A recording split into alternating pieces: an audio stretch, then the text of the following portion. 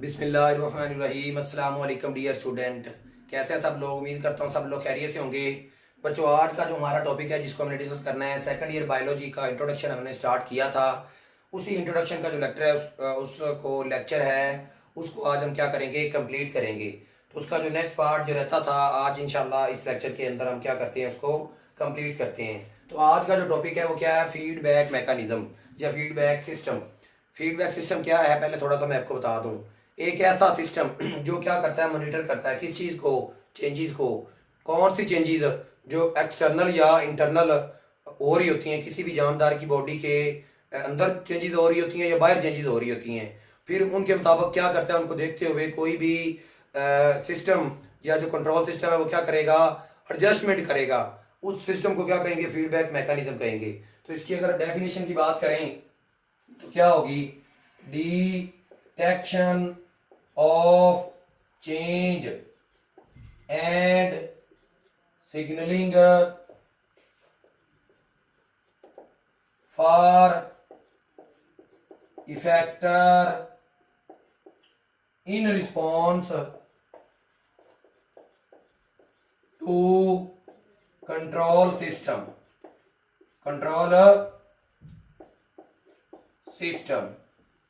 अब एक ऐसा मैकेनिज्म जिसके अंदर क्या करते हैं, detection of change and signalling for effectors, factor के सिग्नलिंग के लिए in response to control system तक बेसिकली जो चेंजेस हैं वो मैसेज सेंड कर दिया जाता है, फिर उसको वो रीड आउट करता है, फिर वो एक्शन परफॉर्म करवाता है किसके जरिए, इफेक्टर के जरिए। अगर हम कंट्रोल सिस्टम की बात करें तो हमारे सराउंडिंग में दो तरह के कंट्रोल सिस्टम है। दो तरह के कौन कौन से कंट्रोल सिस्टम है, एक तो फिजिकल कंट्रोल सिस्टम है और दूसरा है लिविंग कंट्रोल सिस्टम है। लिविंग कंट्रोल सिस्टम है, हमारे सराउंडिंग में जितने भी ऑब्जेक्ट हैं अगर वो वर्किंग करते हैं तो उनके अंदर कुछ ना कुछ मैकेनिज्म, कुछ ना कुछ सिस्टम लगा होता है। तो वो सारे के सारे क्या होंगे, जो नॉन लिविंग होंगे वो फिजिकल कंट्रोल सिस्टम के तहत वर्क कर रहे होंगे या उनके अंदर फिजिकल कंट्रोल सिस्टम मौजूद होगा। लेकिन जो लाइव है उसके अंदर भी बकायदा तौर पे एक कंट्रोल सिस्टम है। वो कंट्रोल सिस्टम कौन सा है, वो लिविंग कंट्रोल सिस्टम है। अगर हम इस कंट्रोल सिस्टम की इंपॉर्टेंस की बात करें, इस इंपॉर्टेंस क्या होगी कि इस कंट्रोल सिस्टम के पास क्या होती है, इस कंट्रोल सिस्टम के पास हैव एक्वायर्ड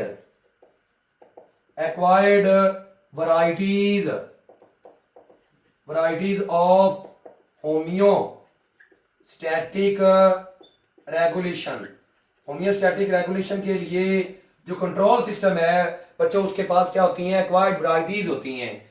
अगर आप बात करें कंट्रोल सिस्टम वर्क कैसे करता है तो इसके कंपोनेंट की बात करेंगे, कौन कौन से इसके कंपोनेंट हैं। तो सबसे पहले बात करते हैं रिसेप्टर, ये इसका पहला कंपोनेंट है जो, और दूसरा है कंट्रोल सेंटर और तीसरा है इफेक्टर। अब ये जो रिसेप्टर्स हैं ये क्या करेंगे, कंट्रोल सेंटर क्या करेगा और इफेक्टर क्या करेगा, ये चेंजेस को डिटेक्ट करेंगे, चेंजेस को डिटेक्ट करेंगे। ये क्या करवाएगा, एक्शन करवाएगा और ये क्या करेंगे, उस एक्शन के मुताबिक अपना रिस्पॉन्स क्रिएट करेंगे। अब जिस तरह से कोई भी फिजिकल ऑब्जेक्ट है या फिजिकल कंट्रोल सिस्टम है, साल के तौर पे ये क्या करते हैं, mostly physical control system temperature control system होते हैं। इन्होंने किसी भी चीज के अंदर टेम्परेचर जो है उसको क्या करना होता है, इन्होंने कंट्रोल करना होता है। तो इनके पास क्या होते हैं, सेंसर मौजूद होते हैं या इसको आप ये कह सकते हैं थर्मोमीटर मौजूद होते हैं। ये क्या करते हैं, डिटेक्ट करेंगे।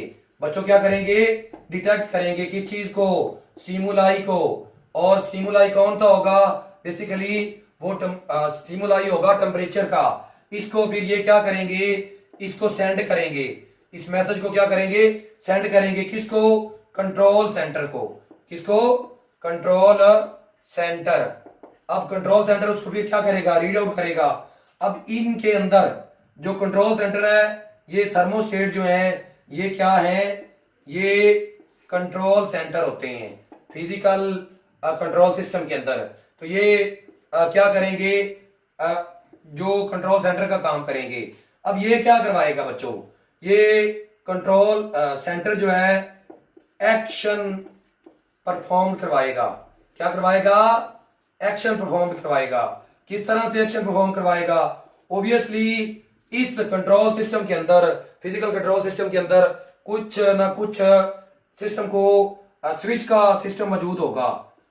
मतलब अगर इस कंट्रोल सिस्टम टेम्परेचर को ऑन कर रहा है ना, टेम्परेचर को मेंटेन कर रहा है, टेम्परेचर को बढ़ाने के लिए इसके अंदर कुछ ना कुछ स्विच मौजूद होगा, और टेम्परेचर को कम करने के लिए इसके अंदर क्या होंगे? स्विच मौजूद होंगे। तो ऑटोमेटिकली वो क्या करेगा? जब बॉडी का जो टेम्परेचर है वो क्या होगा? बढ़ेगा, या बॉडी का टेम्परेचर कम होगा, तो उस वक्त क्या करेगा? जब बॉडी का टेम्परेचर बढ़ेगा तो ये फिजिकल कंट्रोल सिस्टम जो कूलिंग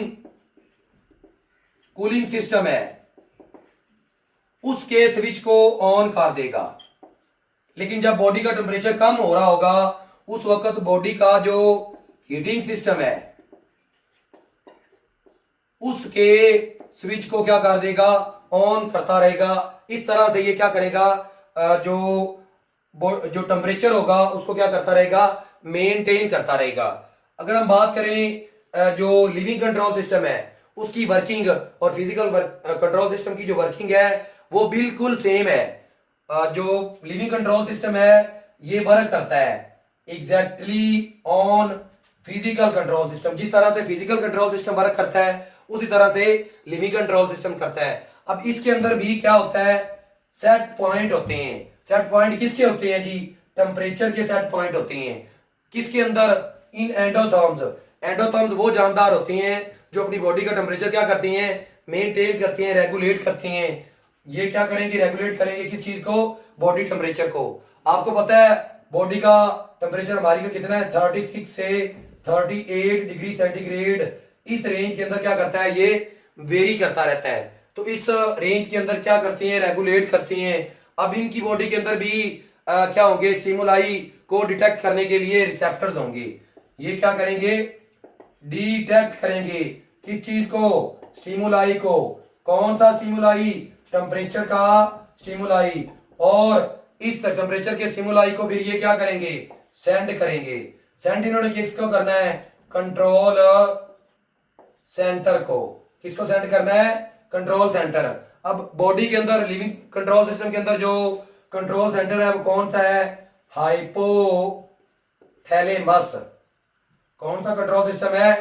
अब ये बेसिकली टेम्परेचर की चेंजेस को डिटेक्ट करता है और ये क्या करवाएगा? एक्शन करवाएगा। ये क्या करवाएगा? एक्शन। किस तरह से एक्शन करवाएगा? Action by increasing body temperature और वाइस वर्सा। अगर बॉडी का टेम्परेचर इंक्रीज हो रहा है तो इसकी बॉडी के टेम्परेचर को क्या करेगा? कम करेगा। अगर कम हो रहा है तो उसको क्या करेगा? उसके अंदर इजाफा कर देगा। अगर फीडबैक मैकेनिज्म की टाइप की बात करें तो दो तरह की मैकेनिज्म है। एक है नेगेटिव फीडबैक मैकेनिज्म, एक है positive feedback mechanism. Negative feedback mechanism और पॉजिटिव फीडबैक मैकेनिज्म क्या होते हैं? तो सादा सी मिसाल है कि अगर एक काम हो रहा है उस काम को देखते हुए काम की पहले से जो स्पीड है वो ज्यादा कर दी जाए, बढ़ा दी जाए, तो वो पॉजिटिव फीडबैक मैकेनिज्म है। लेकिन एक काम हो रहा है उस काम की आउटपुट को देखते हुए जो इनपुट है उसको बिल्कुल कम कर दिया जाए, खत्म कर दिया जाए, वो नेगेटिव फीडबैक मैकेनिज्म है।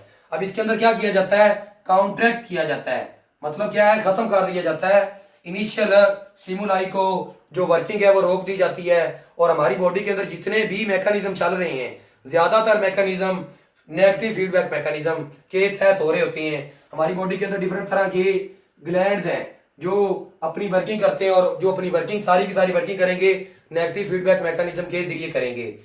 और पॉजिटिव फीडबैक मैकेनिज्म की बात करें तो इसमें हम क्या करते हैं? रीइंफोर्स का मतलब क्या होता है? बढ़ा देना किस चीज को? The initial stimuli. जो पहले वाला स्टिमुलाई है उसके अंदर और इजाफा कर दिया जाता है। तो ये बॉडी के अंदर बहुत कम होते हैं, ठीक है, क्योंकि पैथोलॉजिकल डिजीज की तरफ ये ले जाते हैं।